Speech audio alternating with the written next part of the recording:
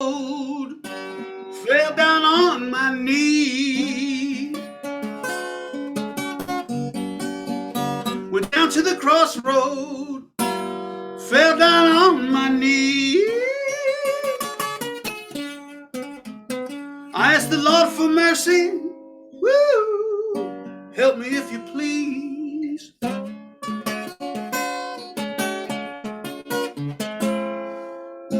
I went down to the crossroad and I tried to flag a ride now.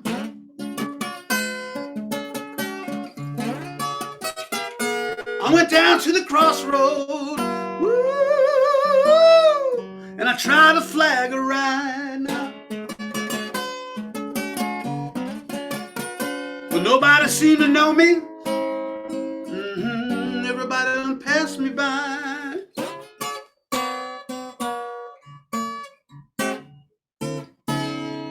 Hi everybody, I'm Joey Leone, and I am gonna play for you some music today, the history of the blues in America.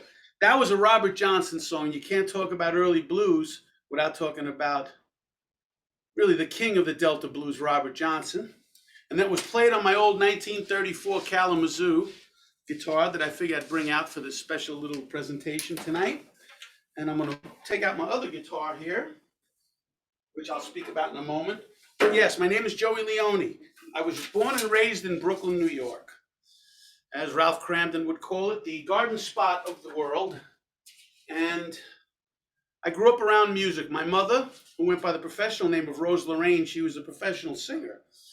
And Mom succumbed to blindness at an early age and was not able to perform, but she toured around and played with a big band. But at home, she sung a lot. And the songs that she sung were blues and rhythm and blues songs by people like Bessie Smith and Billie Holiday and even Peggy Lee. My mother would sing songs like Summertime and God Bless the Child and The Man I Love and Lover Man. So I had this exposure to this music, and my mother told me a story. I grew up in a very humble background in Brooklyn in a neighborhood called Bushwick. And my mother told me a story when she was younger that she auditioned for the great Glenn Miller. And the story goes that Glenn Miller told my mother, "Young lady, you're a heck of a good singer, but you sound more like Ethel Waters than Helen Forrest." Ethel Waters, of course, was a great black blues singer. So that kind of stuck with me. But ladies and gentlemen, my journey from the tenement in Brooklyn in the 50s, where I was born, into the 60s, really had a great journey because I had this little magical piece of paper. It was about that big. It was called the New York City Public Library card. And I was always drawn to the library, and all different libraries, but the local ones in my neighborhood, which I was able to either walk to or take the bus to. Starting at about the age of 9, I would always go and listen to jazz and blues records and old country records. But the blues, because of my mom, I think always stuck with me. And I'd hear records by the aforementioned Robert Johnson. And that's why I started the show with him. But, you know, people like Blind Willie Johnson and Charlie Patton and Son House and Blind Lemon Jefferson, who was from Texas. These were the records that really appealed to me. And it was almost, you know, sitting in Brooklyn, New York, in a library. Some libraries, they had where you could listen to these 78s. Some of them would actually let you borrow them. And I would take them home and play it on my family's little stereo. I think it was a Magnavox. But, you know, for me, the blues always spoke to me in a way that was very special. And how would I know that? I mean, it wasn't culturally what I was exposed to. But, you know, the blues really started in this country in the Deep South, in the Delta of Mississippi. I guess the historians say that that's where it really started. Now, the recording business started in the mid-20s, the early to mid-20s. So by the time they started recording these blues artists in what they called, unfortunately, race records, these blues artists were highly evolved musicians. So common sense will tell you it doesn't take a real paradigm leap to find out that these guys were playing music for many years before it was recorded. So it really isn't a far stretch to think that it was music that was even done in the days of slavery and the post-slavery era. Now, after slavery, a lot of the African Americans that were in the South became sharecroppers. And what sharecropper was that they didn't own the land, but they shared the crops and the takings from the land with the landowners, and they gave them a split. And these were took place on the same plantations where their mothers and fathers and grandmothers and grandfathers were slaves. Um, and there was one in particular called John Dockery's Farm. It was a big plantation down in Mississippi. Well, if any blues historian will tell you that many of the blues legends started at Dockery's Farm. People like Charlie Patton's Son House, Willie Brown, Tommy Johnson, they played at these places in places called juke joints. A juke joint is kind of like an impromptu little nightclub that would pop up with hardwood floors, open walls, and people would come there with their little meager earnings that they had at the sharecrop, and they would drink corn liquor, they would dance and sin, and carouse and cuss and engage in all kinds of, according to the church, immoral activities. And at these juke joints, you would find, of course, the center of them was musicians. The more affluent juke joints, if you could use that such a word in the deep South, they might have had a piano, but I would say 80-90% of the times you were finding a guitar player, maybe a guy playing washboard to play along with him, maybe somebody playing maybe a little a violin, but mostly it was the guitar. And these guitar players, as I said before, were very, very evolved musicians. And these recordings on these labels, these independent labels that were basically marketed only towards Black people. You got to remember too, in the recording business, folks, the records that were being marketed by these independent labels, they were they were marketed towards certain ethnic groups. So if you were an Italian American like me, maybe the records that were available were in your home language. Or if you were Eastern European, or you were of Chinese ancestry, or there was a lot of Jewish music from klezmer music that was recorded in the 20s on these 78 records. And really, there was not much of an exchange between the different people with their music because, they were really, it was their own music. But what started to happen, interestingly enough, this Black music started to become more universally accepted and listened to by white audiences. It was slow at first, but the proof of that is fellow New Englander. I'm originally from New England, even though I'm out here in Arizona. Uh, Ken Burns had a wonderful documentary about country music, and in that they called the father of country music Jimmy Rogers, the singing brakeman. Well, Jimmy Rogers, if you listen to his music, it was basically blues music, and even some of the lines were taken, the melodies and the lyrics were taken directly from blues records from the 20s. Jimmy Rogers started recording in the 1930s and after. So, but he did something different with it, and he had his little yodeling and he had his little twang to it. So it was different, but it was definitely blues based. Well, I think for me, that's the beginning of seeing the amalgam of blues music with other music. There was mountain music in the poor parts of the South too, where white people were. Music has a great way of uniting people in the music. But I always think of the blues and early country music as like kind of like the two runners in the marathon. Maybe the blues started out a little earlier, but it was music that was developing at the same time. And before I move on to playing a little bit for you, I want to also mention the ladies of the blues. I mentioned Charlie Patton and Blind Lemon Jefferson and Blind Willie Johnson, and I'll talk about a little about Reverend Gary Davis. But the women of the blues, these were people like Memphis Minnie, Victoria Spivey, Sippy Wallace, and obviously the mother of the blues uh, is of course Bessie Smith. You know, these women, they were traveling around with their drivers in open Model T Fords in the Deep South during the Jim Crow era. It was hard enough for the men to dealing with the Jim Crow era in the South. Can you imagine what that was like for these ladies, these great ladies of the blues, going from juke joint to juke joint? and playing this music for people. It was very, very difficult.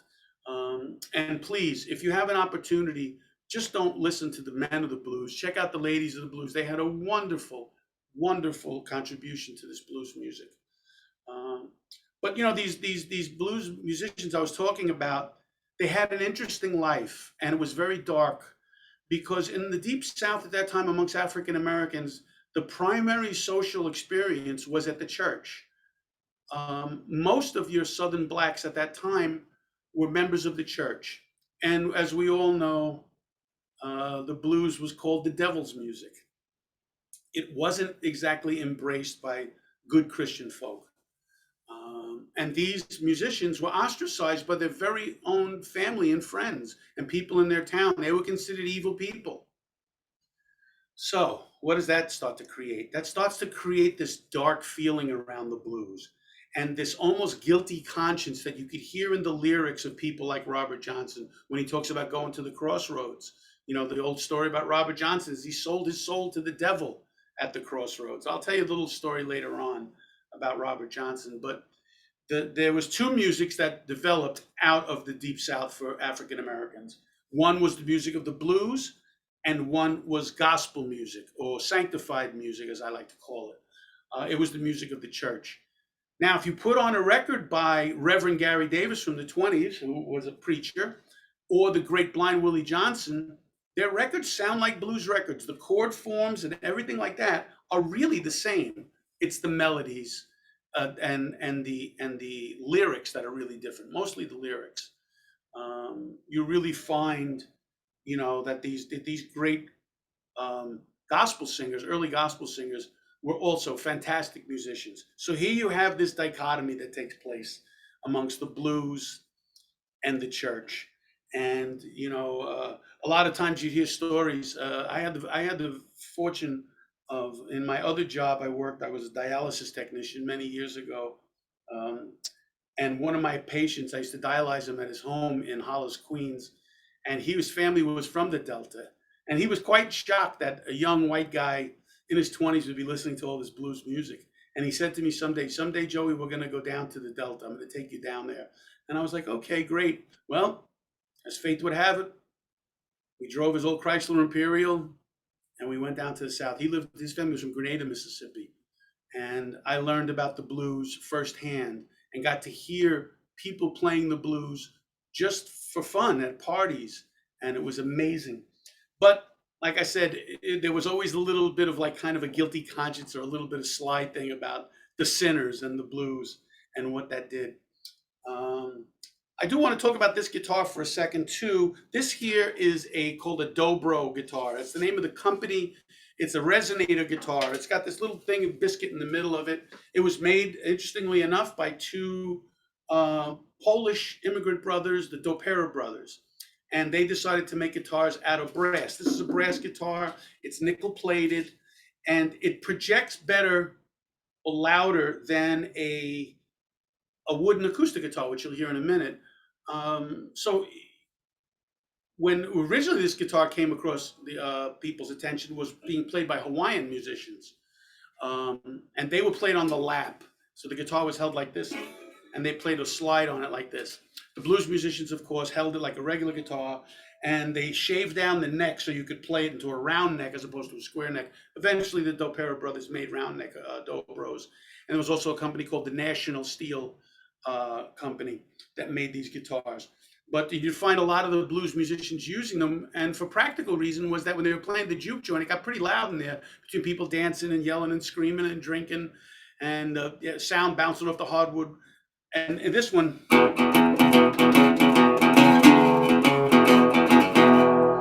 it was loud, and they could make more sound with it, which of course you'd make more money, you know. My experience in the South, of course, brought me to a place, and I got to hear a man called Houston Stackhouse. He was an old Mississippi musician. And I guess to exemplify at this point in the presentation, I'm going to do a little bit of the sinful blues music, and then I'm going to play a little of the sanctified music. This one here was originally done by Tommy Johnson, a Delta blues musician from the Deep South.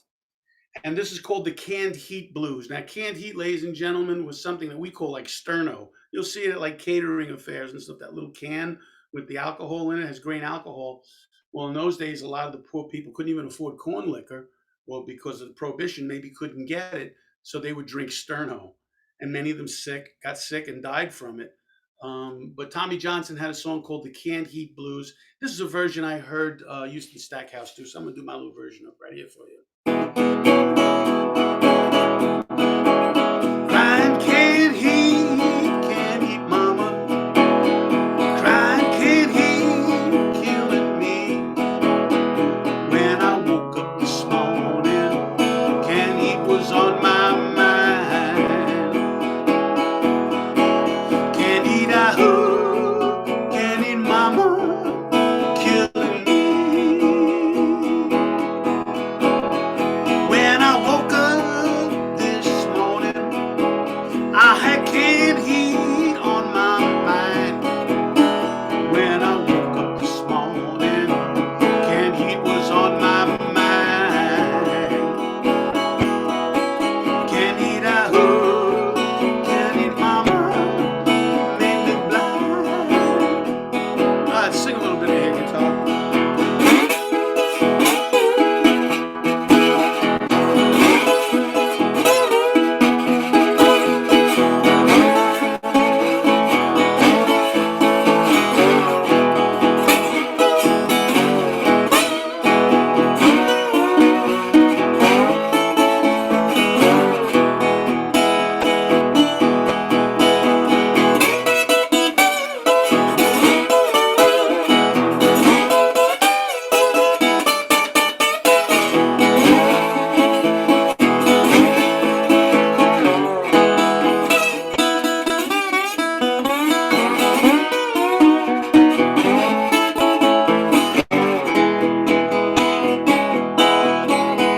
I said, mama, mama, mama, why you treat me bad?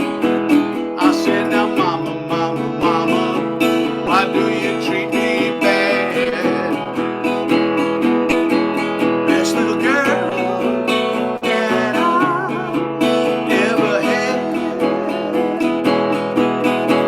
Can't eat, I hope, can't eat, mama, killing me.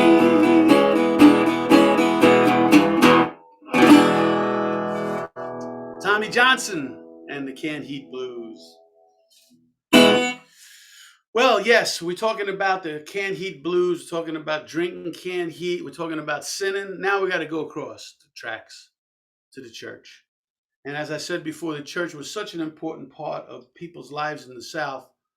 And then there's stories of many blues musicians playing the juke joint Friday and Saturday night, and then Sunday morning showing up with their tail between their legs, tail dragging, they used to call it, and showing up and having a little salvation, maybe a warm meal at the church. You know, good Christians never turn people away as long as they're willing to repent. So these great records done by these people, these great sanctified singers, people like Blind Willie Johnson, who I'm going to play one of his songs now. Blind Willie Johnson was a record that I heard at the public library, and immediately when I put it on, it struck me like it hit something inside me. Because unlike many gospel singers, like maybe Mahalia Jackson or these great gospel singers that we grew up listening to, uh, Blind Willie Johnson's voice was kind of gruff and it was harsh, but his guitar playing was unbelievably exceptional and unique, and his voice, and he sang a lot of songs that were very original songs that he had written himself. Blind Willie Johnson started recording in the early to the mid 1930s and was very successful. But he did not play juke joints, as you can imagine. He played churches, he played rent parties, he played bake sales, and all kind of other church events. And then toured around with his wife. He was blind. Toured around with his wife.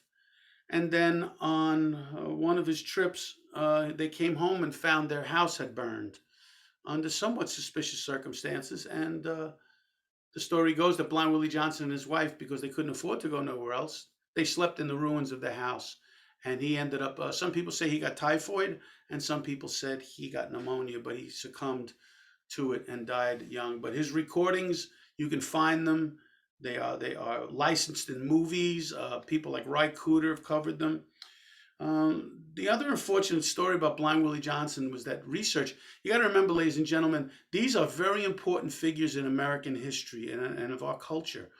So there are researchers way more advanced and have much more time and effort than I've even done, um, looking into the history of this music. They found out through a record, public record, that Blind Willie Johnson actually was not born blind.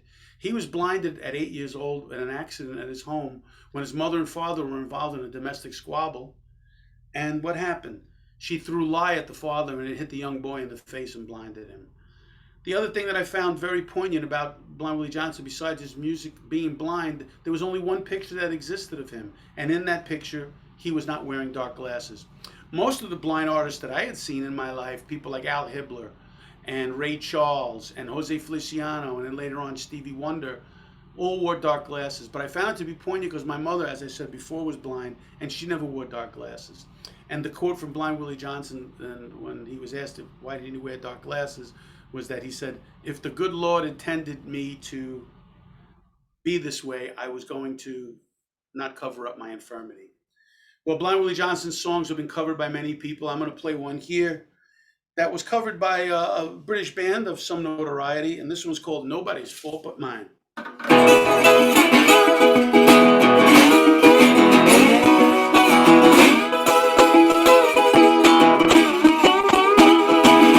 Nobody's fault but mine.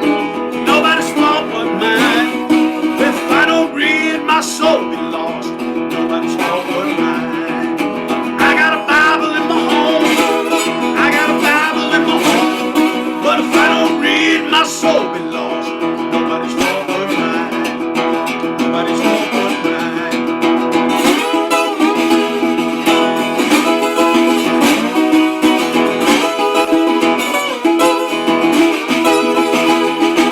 My sister taught me how to read. Sister taught me how to read. But if I don't read, my soul will be lost. Nobody's fault but mine. Nobody's fault but mine.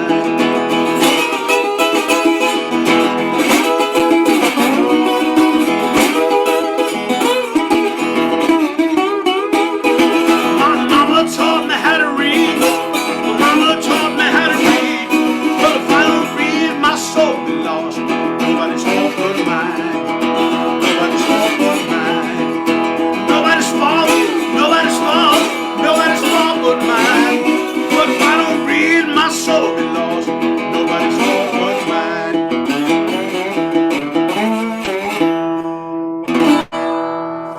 Oh yeah, feels good. Blind Willie Johnson, nobody's fault but mine. And you know, I'm going to switch my guitars again one more time here. These great blues musicians, as I said before, performing in the Deep South during the Jim Crow era, had to deal with a lot of negative stuff. And you know, you hear that in their music. That's the other thing about blues music. People ask me sometimes when I've lectured across the country about this music. They ask me, well, how does it connect to modern day hip hop? Well, in the original hip hop music in the 70s and early 80s, they were talking about the rough conditions that they were growing up in at the time. Well, that's what they did. But in the blues music, but you know, people say to me that sometimes they think the blues music is sad, you know, but I never saw it as that. Even as a young man, I thought it felt like victorious music. It felt like somebody that had, you know, had worked hard all day in the field picking cotton, and then they came and they made this beautiful music, you know, and it's turning poison into medicine, as some of my Buddhist friends would say, you know. So really, to me, the blues was always a music of hope. It was a music of human condition and of victory over hard times. And you know, we've had hard times in our lives, and we all suffered. And I think the blues gives us great hope that we can overcome even the struggles in our lives compared to the struggles of these great people. But ladies and gentlemen, as I said before, you start to have music that's going across these racial lines and these economic lines and social lines, and all of a sudden, you start seeing this music take place in other places, and maybe permutations of this music, like I said with Jimmy Rogers. Well, if you go down to New Orleans in the 1920s, what do you hear? You hear the father of jazz, the great Louis Armstrong, and he's playing his trumpet with 5 and 6 piece bands. And what are they playing? They're playing blues based jazz and swing music. So if you listen to Louis Armstrong's music, and he said it many times in interviews, it was basically the blues, but it was swung. It had a swing to it. Okay, so now you start talking about the beginnings of jazz. Now you start talking about, as before, the beginnings of country music. And then all of a sudden, the blues music starts hitting the mainstream and it starts to become part of what people are listening to. And then, of course, record companies, as they've always done, took a lot of the black music and they marketed it with white artists as white music. Well, there's always the story about Pat Boone and all the white, musicians covering the black songs in the 60s, 50s, and 60s. That's been well documented. So the blues, again, is a tree with strong roots, but those roots go back, guess where? To Europe. Now, if you're talking about the history of the blues, well, our African American brothers and sisters back in the day, where did they get this music from? It doesn't sound like African music. I mean, I have a little African instrument right here that I got years ago when I was on tour. It's a little string instrument. It's a little out of tune, but now we found out through research that guess what? The banjo came from Africa. Now we think of a banjo as mostly bluegrass music and American country music. So there is a history of Africans and African Americans with their oral history, which was very important. You got to remember all this double entendre that you hear in the blues, about the canned heat and about the spoonful blues and about the crossroads. This was all started in the days of slavery when slaves were not allowed to directly communicate with each other. And they had to develop this couple of double entendre language. Okay, so now where does this music come from? It comes from Europe. Europeans from England, Ireland, Scotland, traders, sailors, tradesmen coming over to the South to work in the South, brought their guitars with them and their music. And here you see the joining together, this great melting pot of European music, the chord forms very similar. And the blues was,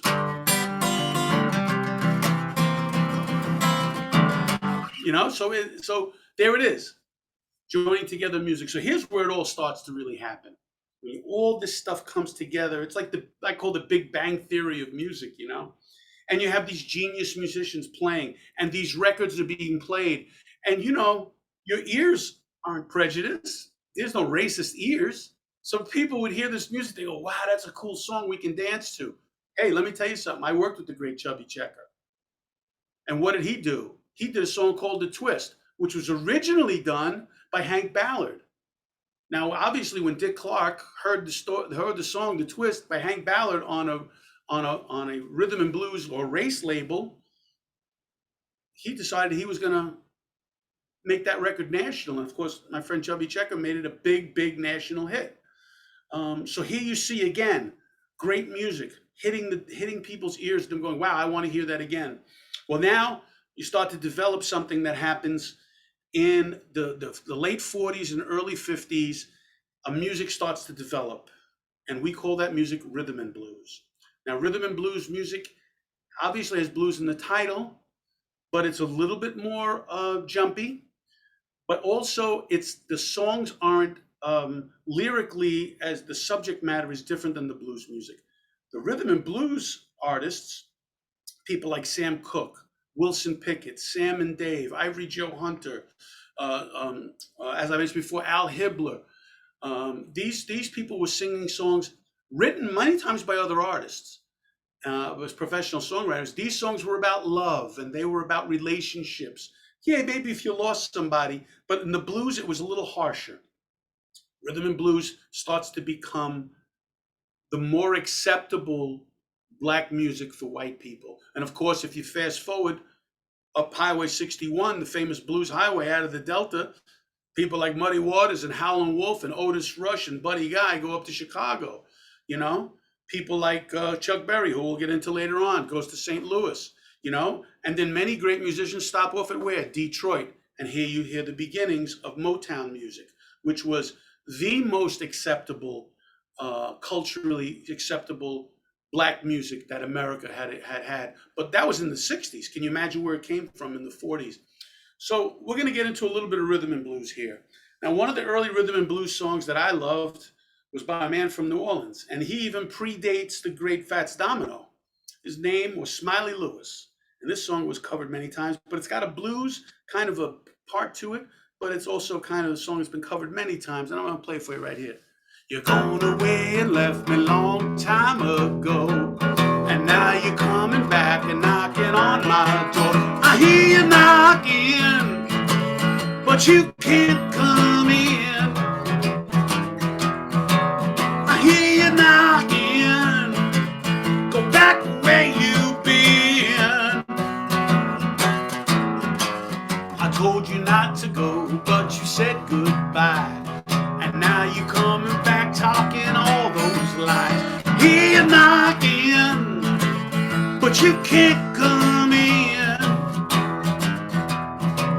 I hear you knocking, go back where you've been.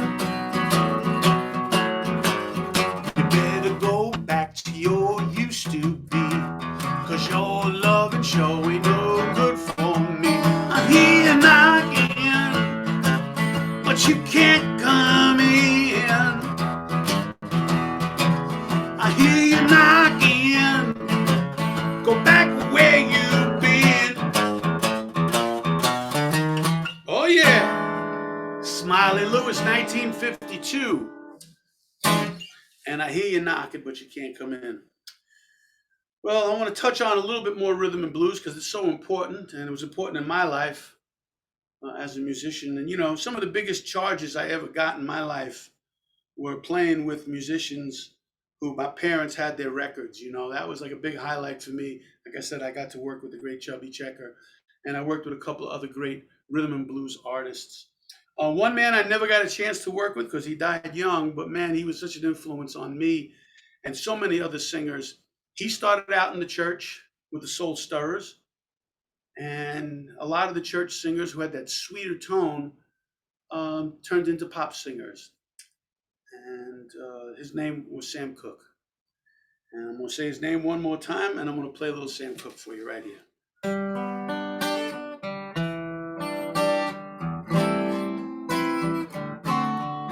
Darling, you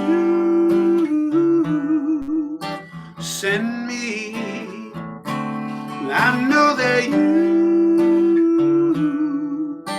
you send me,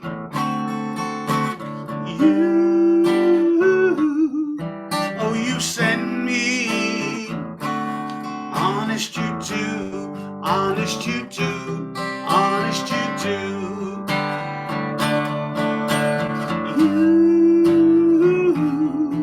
Oh, you thrill me, I know that oh, you thrill me,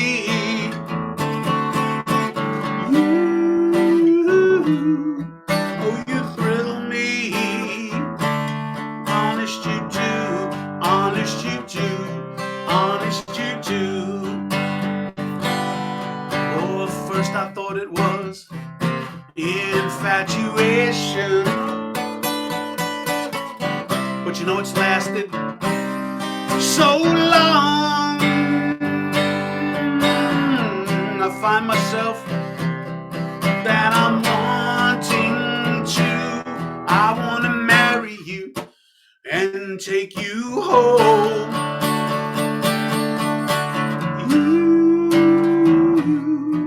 Oh, you thrill me, I know that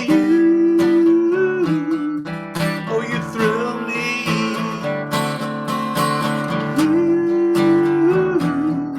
oh, you thrill me,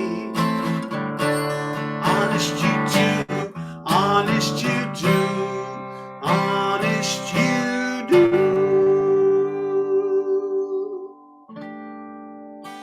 Sam Cooke, you send me. Well, ladies and gentlemen, one of the fellas I had a chance to work with on one occasion was a great, great singer. My parents had his records. He had a lot of great hit records. Uh, one of his records was called Ebb Tide. The other one was called Personality. And his original hit record was Lordy Miss Claudie. And Lloyd Price was his name. But he had a song that was taken directly from a blues song done by another man who I greatly admired. Well, you can get a line of people I greatly admire in this music, but that's another story. But it's great to be able to review this music and see where it comes from. Furry Lewis was a singer, great Delta blues musician who actually lived up into the 70s and ended up doing so. You can find his videos on YouTube, Furry Lewis. But of course, he had a song called Staggerly. Well, Lloyd Price did it over a little bit and called it Staggerly. And it's basically a song about a good looking guy who's out there gambling and gets himself into some hijinks. The night was clear and the moon was yellow and the leaves came tumbling down. I was standing on a corner when I heard my bulldog bark. He was barking at the two men who were gambling in the dark. It was Staggerly and Billy, two men who had gambled late. Staggerly threw a 7 and Billy swore he threw an 8. Well, Staggerly told Billy, boy, I can't let you go with that. So you taking all my money and my brand new Stetson hat. Well, Staggerly, he went home when he got his 44. He said, I'm going to that bar room and I'm going to pay that debt I owe. Staggerly went to the bar room and he stood across the bar room door. He said nobody moved, then he pulled out his 44. Staggerly cried Billy, no, no, no, please don't take my life. I got 3 little children and a very, very sickly wife. Staggerly shot Billy, oh, he shot that poor boy bad, till the bullet went through Billy and it broke the bartender's glass. Don't do it, Staggerly. Go Staggerly, go Staggerly, go Staggerly, go Staggerly, go Staggerly, go Staggerly, go, go, go. There it is, ladies and gentlemen, a little Staggerly, Lloyd Price.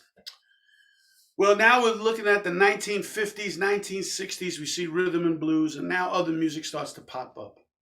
And historically, it was a young fellow who was born in Tupelo, Mississippi, raised in Memphis, Tennessee. His name was Elvis Aaron Presley. And when you talk about the history of American music and the joining together of blues and other styles of music, I don't think there's anyone more important than Elvis Presley. Elvis was a young white man, and he grew up listening to gospel music and blues and country music and choir music. But growing up in Memphis, Tennessee, he wanted to make his mother a record for her birthday and went into a place, a legendary place in Memphis, Tennessee, called the Memphis Recording Company, which was the home of Sun Records, run by a man, a very important figure in American music. His name was Sam Phillips. Sam Phillips ran the Sun label, and Sam was already utilizing his recording studio at Sun to record people like Roy Orbison and Jerry Lee Lewis and Junior Parker, great black blues singer, rhythm and blues singer, and as well as Johnny Cash and Charlie Rich. So Elvis, when he walked in there in 1954 to record this demo for his mother, fate would have it that the great Sam Phillips was behind the board that day. And when Sam Phillips saw this young man and he heard his voice, fireworks must have went off in his head. And then he asked him if he'd like to record. Well, he had a little band, Elvis. It consisted of 3 musicians. And as the good Lord would have it, these musicians were all fine, fine musicians. Um, it was DJ Fontana on drums, Bill Black on bass, and of course the great Scotty Moore on guitar. And they were Elvis's band. And the beginning of that music was called rockabilly.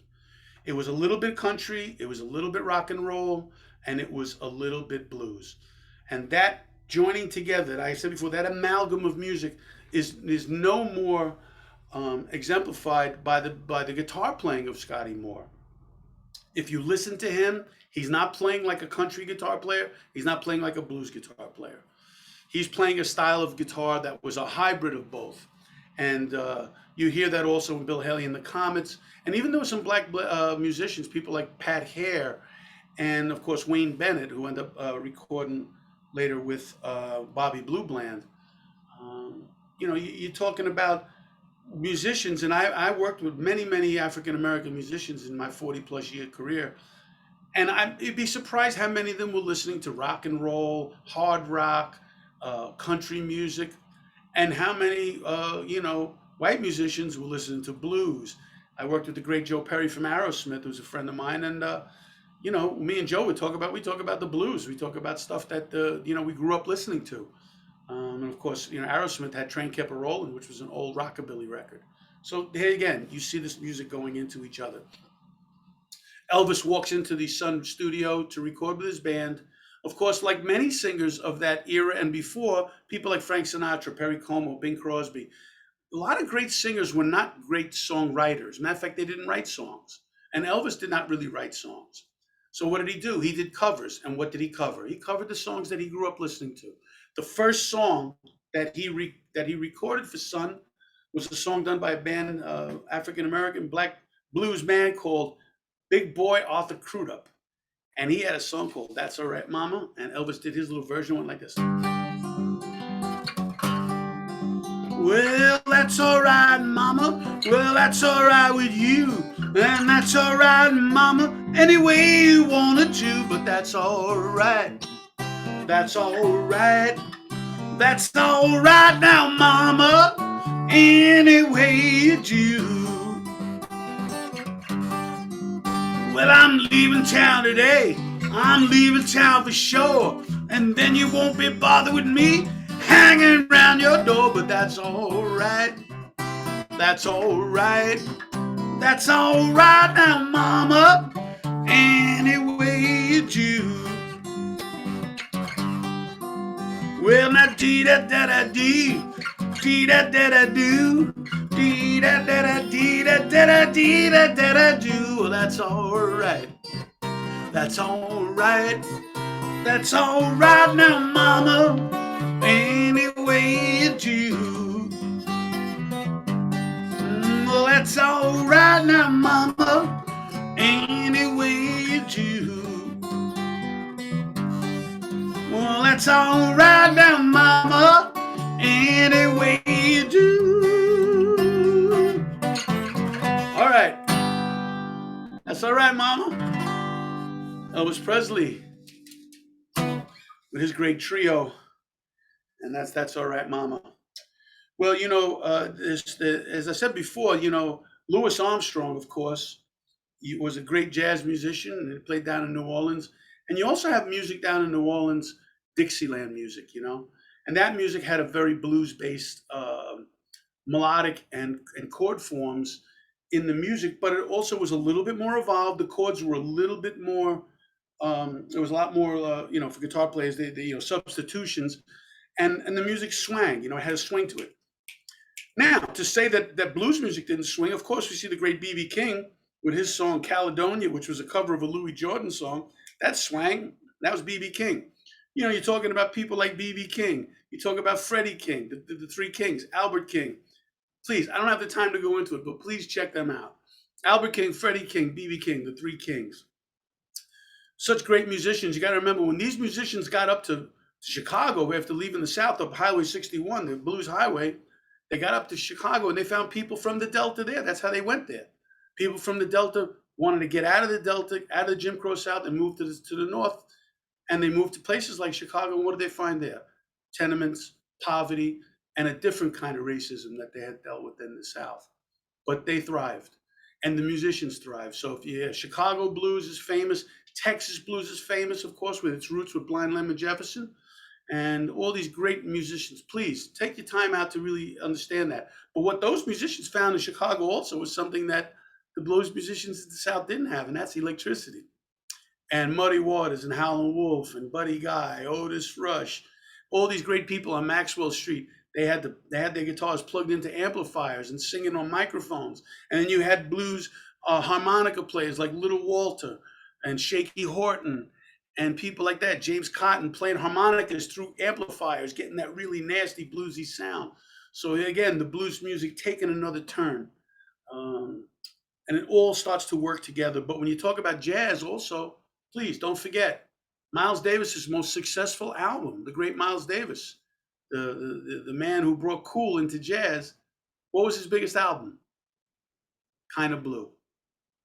And he had a song on there called All Blues.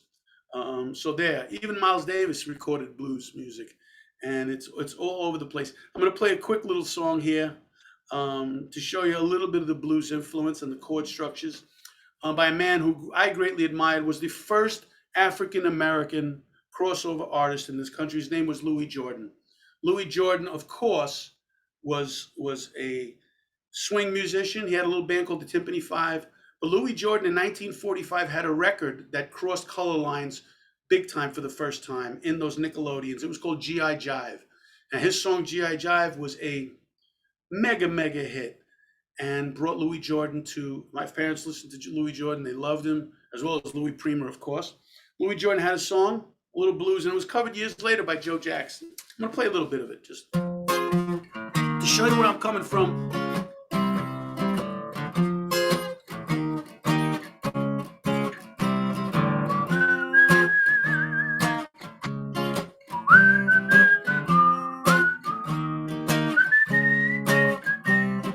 I got a gal who's always late every time that we have a date, but I love her. Yes, I love her. I'm gonna walk right up to her gate, see if I can, get it straight, 'cause I need her. Oh, I'm gonna ask her, is you ain't my baby. The way you're acting lately makes me doubt you's is still my baby, baby. It seems the flame in your heart has done gone out. Let me tell you something, ladies and gentlemen. A woman is a creature that has always been strange. Got one figured, brother, you're gonna find that she's gone and made a change. Is you ain't my baby. Maybe my little baby's found somebody new. Or is my baby still my baby true? Oh yeah. Louis Jordan, Is You Ain't My Baby, one of my favorites. Well, ladies and gentlemen, of course, we're getting to the last couple of stops here on the Blues Train. I will stick around later on if you had a couple of questions. I'll answer as best as I can, but got a couple more stops to go on the Blues Train. Now, one stop I'm going to make right here is called country music. Y'all ever heard of that country music? When I was a young man watching TV, one man I greatly admired, he had a TV show. And unlike a lot of old variety shows in the 60s and early 70s, he didn't have no dancing bears on, nothing. He just had music, wall to wall, 1 hour music. Name was Johnny Cash. Johnny Cash, of course, so influential, such a great American, great songwriter, great social person. First time I ever heard about our brothers and sisters of the Native American struggle, he sung a song about Ira Hayes, the man who was a Native American who held up, one of the men that held up the flag in Iwo Jima. Johnny had no problem bringing diverse musicians, people like Joni Mitchell, Bob Dylan, Eric Clapton, Pete Seeger, black musicians, white musicians, any kind of musicians to his show. Johnny Cash, of course, had the blues too.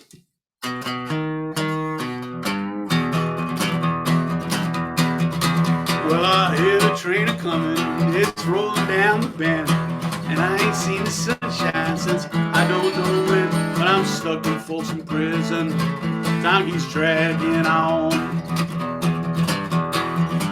and that train keeps on rolling down to San Antonio.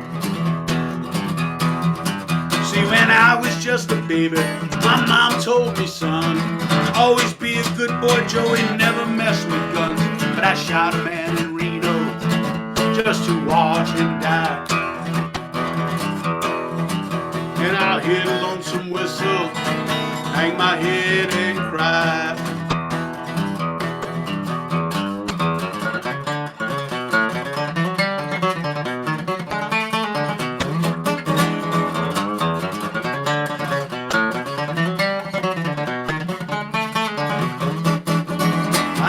There's rich folks eating in that dining car. They probably drank coffee, smoking up cigars. Well, I knew I had it coming. I knew I can't be free.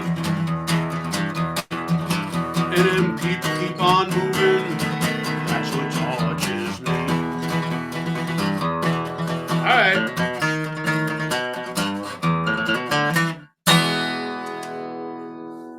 Johnny Cash, Folsom Prison Blues. Howdy! Oh, yeah. I should have put on my I got one of the little Texas hats back there. I should have put that on my little 10-gallon hat. But anyway, the hat don't make the music. The music don't make the hat. Well, ladies and gentlemen, there's one more stop on the blues train. And if you think of the blues as a river, the tributaries that run off it, like we say with jazz, rockabilly, rhythm and blues, country music. But its biggest tributary and its most strong current was in the music that came in the 1950s. Some people say he started by Louis Jordan. They say he was the first rock and roll artist. But rock and roll music they say the blues had a baby and they called it rock and roll. Well, ladies and gentlemen, there was a gentleman that was on the Chess label. Chess was a label that was in Chicago, owned by Marshall Chess. And Leonard Chess, that was a big label in Chicago that recorded people like Muddy Waters and Howlin' Wolf. But then during their history, they discovered this young man, good-looking fella from St. Louis, who had a suitcase full of songs. I'm talking about a suitcase full of songs. And his name was Chuck Berry. He didn't play blues. No. Chuck Berry had an interesting talent for writing for young teenage people, mostly white kids, who loved his music. And his songs were copied by other bands for many years. You listen to the first two Beach Boy albums, boy, there's a lot of Chuck Berry isms on those records, as there is for everybody. Rolling Stones, Keith Richards, Johnny Thunders, a lot of great guitar players. We'll always credit, Chuck Berry. He's a great guitar player, great songwriter, great artist. And ladies and gentlemen, at this point, I'm going to play the greatest rock and roll song ever made, and here it goes, like this.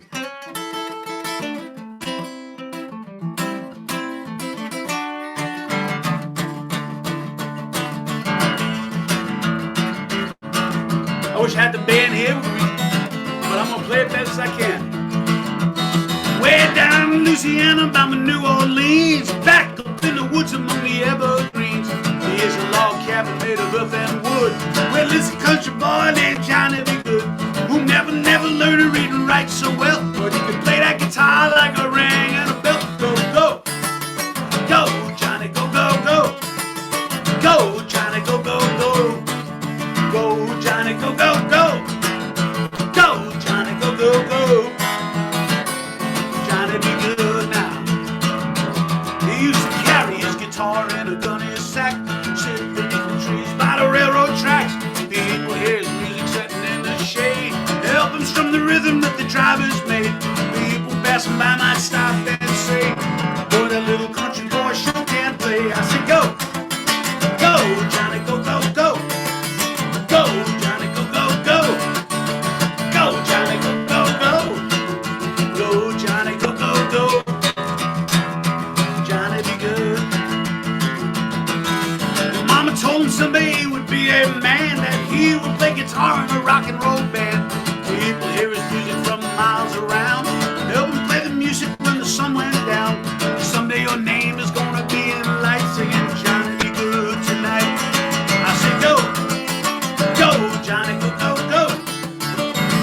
Johnny, go, go, go. I said, go, Johnny, go. Go, Johnny, go, go, go. Johnny, be good. Woo! Chuck Berry, my little acoustic version of Johnny Be Good. Ladies and gentlemen, the clock on the wall tells me I got time for a little bit more. And I'm going to play you something right here that to me, well, as a young man, hearing this song the first time in my cousin's car in 1965, I said, man, I got to learn how to play the guitar, boy. This is a cool song by one of British invasion bands. But interestingly enough, of course, through research, I find out it's an old blues song. And it was done by a man named Leadbelly. Leadbelly was called, Huddy Ledbetter was his real name. There's documentaries about him. Very famous figure in America. He had done a lot of jail time in the South, suffered tremendously from racism, did Leadbelly. He was a contemporary of Pete Seeger and Woody Guthrie. He was a man that spoke his mind, and he suffered for it, but what a great artist he was. And he had this song, and he did a version of it too on his 12-string guitar, but the version I heard was by the Animals. It's going to be my last song for this little presentation, but I thank the nice folks in Milford for bringing me down there. I have a lot of friends in Milford over the years, and hopefully some of them maybe even watching. Good people that I played for over the years, and I'll be here all day if I try to name all of them, but they know who they are, and I love them, each and every one of them. But anyway, here it is, my last song for the day. It's an old blues song done by Eric Burton and the Animals. It goes like this.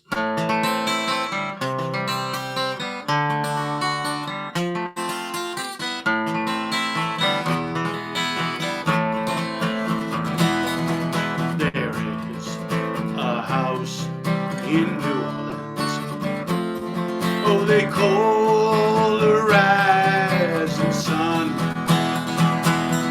and it's been the ruin of many a poor boy, and God, I know I'm one.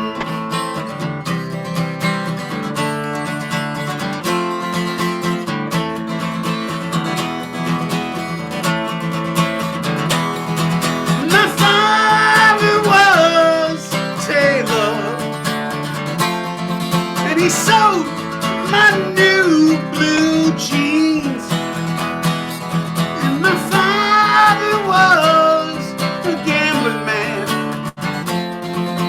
down in New Orleans.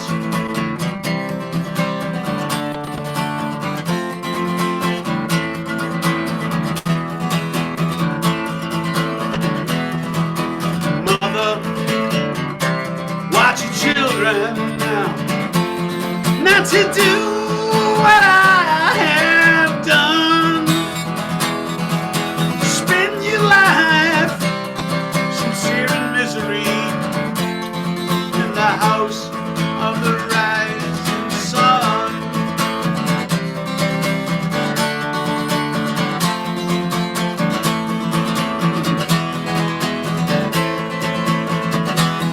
Now the only thing the gambler needs is a suitcase and a trunk. And the only time that he's satisfied is when he's on the drunk.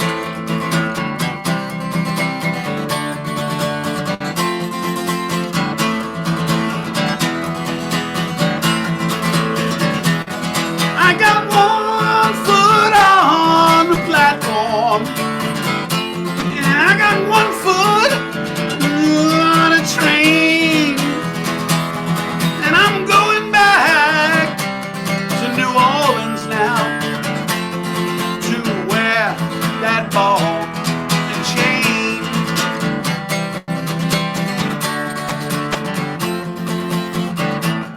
I was a little 10-year-old kid trying to figure out how to play.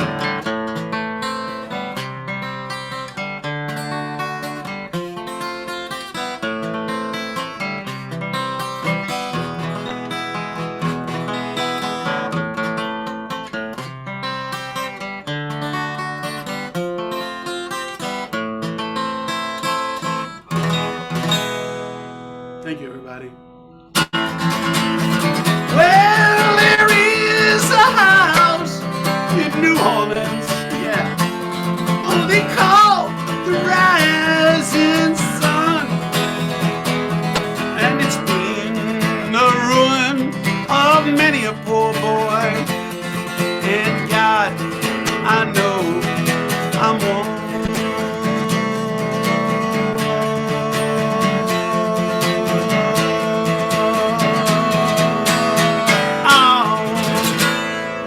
you, everybody. Thank you, Nancy. Thank you, all the good folks in Milford. Hope to see you all soon.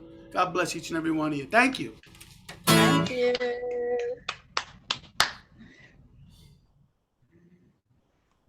I'll stick around a couple of minutes. Anybody got any questions? I'll answer if you got any. Thank you so much. I'm going to read through the chat now, if you would like. The first comment is actually from me, and I said my favorite is Mississippi John Hurt. Oh, one of my favorites. Yes. I love him. Actually, we got married to the Coffee Blues. Really? Yes. Now, Yeah. there's the other version by Lightning Hopkins, of course. But yeah, I mean, Mississippi John Hurt actually survived and actually had a pretty big rebirth of his career playing in Newport in the 60s and stuff. Yeah, I remember that actually. He was a wonderful, wonderful musician. What a picker, too. Yeah, a great picker. Yeah. And did you ever see videos of him? He was very small, diminutive man, but he had tremendously big hands, which really helped him negotiate his way around the guitar. Terrific player. I really loved him. Oh, great. Okay, so here's a good question. This is from Carmela. And Carmela, first of all, says, I grew up in South Brooklyn, now known as Carroll Gardens. So that was pretty close to you, I think. Yes. And then she says, if you were to create a Mount Rushmore of blues musicians, who would you put on there? Well, the original Mount Rushmore has what, four people on it? Mm-hmm. Okay, I'd probably say you'd have to put Robert Johnson. Mm-hmm. I'd probably say you'd have to put, that's tough. I'd say you have to put Muddy Waters. For me, I would have to say, Blind Willie Johnson. I'd have to put one sanctified singer there out of fairness. And I'd probably say because of his mass appeal, and he was the best known blues singer of all time, B.B. King. They may not be my four personal choices, but I think if I was given that job to do that and represent the blues, I would say those are four that should be there. But of course, I'm leaving out dozens, right? Yeah, that's a good answer, though. That's good. Okay, so here's another one. I'm headed down to Memphis in June. Any suggestions about what I might want to check out on Beale Street? I haven't been there in years, but I would probably say, as I travel on the road, the best thing I do is go to the Facebook pages or to the websites of the Chambers of Commerce. Beale Street's not what it used to be, but now there's been like a rebirth, I'd say, in the last 10 years, where you will find some more blues there. But there was a time there for 20 years you went to Beale Street and you couldn't find blues there because it wasn't really accepted. You got to remember too, a lot of times with African Americans, they kind of walked away from the blues because it reminded them of a very painful part of their history. So white people, really, people like myself and other musicians, as well as fans of the blues like yourself, Nancy, kept this music alive for many years. If you saw videos of these great black blues musicians at Newport, 99% of the audience was white. So I would probably say I have no real suggestions about Beale Street. Just make sure that you check out Facebook pages and look up, search Memphis Blues. And I'm sure there's some really good places where you can see some really good musicians there. Thanks. I actually was in Memphis probably about 6 years ago. And Beale Street was not that great to me anyway. But I will say that going to the Sun Records studio. Yeah. Actually, this is not music related, but there's a wonderful museum across on a little island in the Mississippi that gives you a whole schematic of the whole Mississippi River, and it's to scale, and you can walk it, and it is just incredible. But then the other thing that I should say is that if you're there on a Sunday, you need to see Al Green in church. Because if you can. He's usually there, and he has gone from music back to the church. Right. And it's absolutely, they're absolutely welcoming, and he is fantastic. Oh, well, when you talk about, I've worked with a lot of African American musicians. You talk about the Mount Rushmore. There are some musicians that even great singers will not cover. They just refuse to cover their music. Stevie Wonder, Aretha Franklin, Ray Charles, and Al Green are four that come right to my back. If you work with any black blues or rhythm and blues singer and you want them to cover their songs and their authentic nature, they will say, "Nah, I'd rather not." It's just how do you improve on perfection? You Yeah, know, and yeah, it's and they're associated with these great songs too. It's not like in the gospel world where a lot of singers were uptight to be able to cover tunes done by Mahalia Jackson or Sister Rosetta Tharpe or people like that.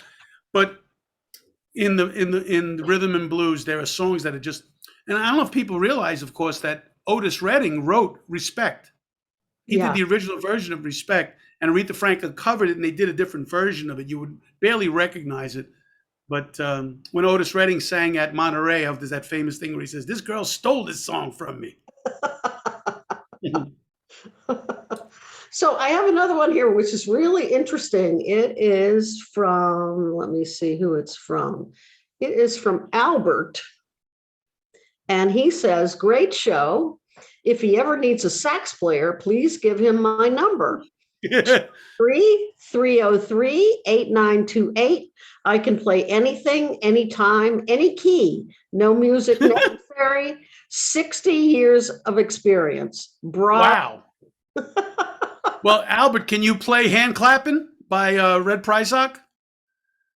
That's usually my audition song for older sax players.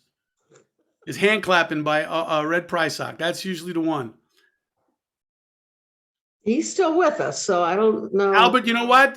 Reach out to me on Facebook and send me your number. You never know. And if you could play "Hand Clapping," that's saying something. Or "Tuxedo Junction" or "Harlem Nocturne." Those are my three saxophone audition songs. When I hear saxophone players, those are the three I try to. And the other thing too is a "Shotgun." That's another one that It's a great song. and that little altissimo at the beginning. Ba, ba, ba, that separates the men from the boys. But thank you, Albert. I appreciate it. And then another question, do you usually play with a band or are you usually solo? Yes, I tour now with a trio, but for years I played with a full horn section. But just, economics and touring now has gotten to the point now where bringing a big band on the road with you is just not economically feasible anymore. But the people that saw me playing Killington for years can attest to the fact that I had a blues band and I featured some national blues artists as features every week. And I had a jazz night. I had my horn section, which I do occasionally play with, but not as much as I used to, just because of the economy Mhm. of music. I mean, it happened in the 40s and late 40s too. A lot of people, even Count Basie and Duke Ellington, had to break their big bands down to small bands because they just couldn't keep them on the road. And the way things are these days, I have a summer tour coming up where I'm going to be on the road for 3 months. I'm sweating bullets with this gas prices, but we'll make it. Well, we heard back from Albert. He says, just gotta look it up. No All sweat, right, no sweat. good. And then Tom Smith says, one more question. Did you have any CDs that we can check out? If you message me on Facebook at the real Joey Leone, I would be glad to send you my latest record, which is all original stuff, very blues based. Yeah, if you just the real Joey Leone, because of course the fake Joey Leone is the one on the video game that I took a lot of heat and abuse for over the years because he was involved in the guys that developed the video game actually took my name and my likeness and they used it in a very popular video game. But the guy was a gangster character, and he was shooting people and stuff like that. So I actually had CNN call me back in 1999 asking me if I had anything to do with this terrible game. Oh, jeez. So that's anyway. So I'm the real Joey Leone. But yeah, the real Joey Leone on Facebook. Message me, and I would gladly send you out some of my release music. I actually skipped over a lot of people who gave you so many accolades. Oh, I really enjoyed your presentation. Every song brought me back to my past, which was always marked by music. and Wow. so many other things saying that you're just so terrific and they really enjoyed your Well, I performance. pray to God that I can play for you guys in person in the future. And thank you so much. I really do appreciate everybody just being so kind, and for you giving me a chance, Nancy, to play able to play this great music for great people. Oh, here comes somebody else who says, I recommend Albert very highly. Oh, good. You have He's a got new, an agent. That's a good sign. I think you have a new musician in your Good. All band. right. Well, I could always use some help for sure. Joey, this has really been great. And I have to thank you very, very much for mentioning libraries. That was Yes. really, I felt like it was really heartfelt and it really, really made me feel good. It couldn't. I try to keep the show as tight as I can, but I can tell you the names of the librarians. Mrs. Levine, and she was one person that was Miss Shapiro. These were women who went looked at this 10-year-old, 9, 10, 11-year-old kid and said, I have this record. Oh, there's a record in another branch. And I became very well versed at the Dewey Decimal System.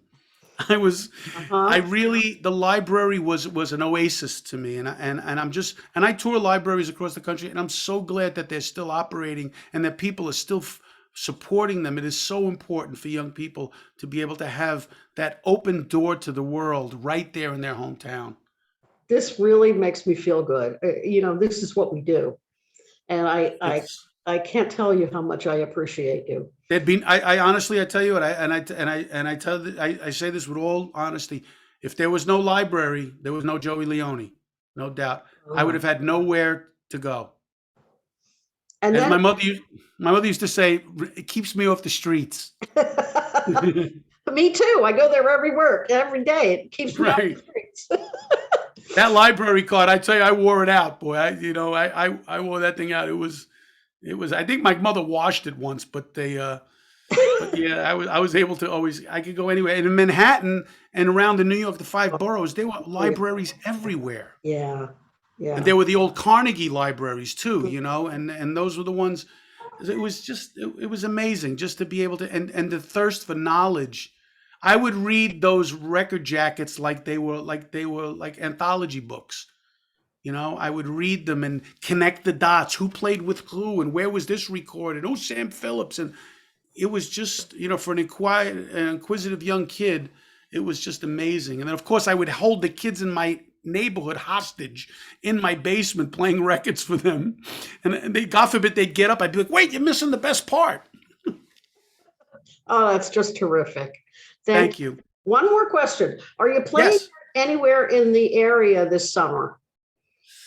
You know what? If you please, again, sign on to my Facebook page. I will be coming east for my tour towards August and September. I do have some shows. I don't know if I'll be around Milford, but I will be around the East Coast. So please, just check my Joey Leone, the real Joey Leone on Facebook. That's JoeyLeone, and I will definitely post my schedule, which is being made up as we speak by my agent Chris Tedesco. Thank you so very, very much. Thank you all for Thank you. coming. I hope you enjoyed it. And Joey, this was really a special evening. Thank Thank you you so much. I very appreciate it more than I can express. Thank you. Thank you. Good Good night, night, everybody. everyone.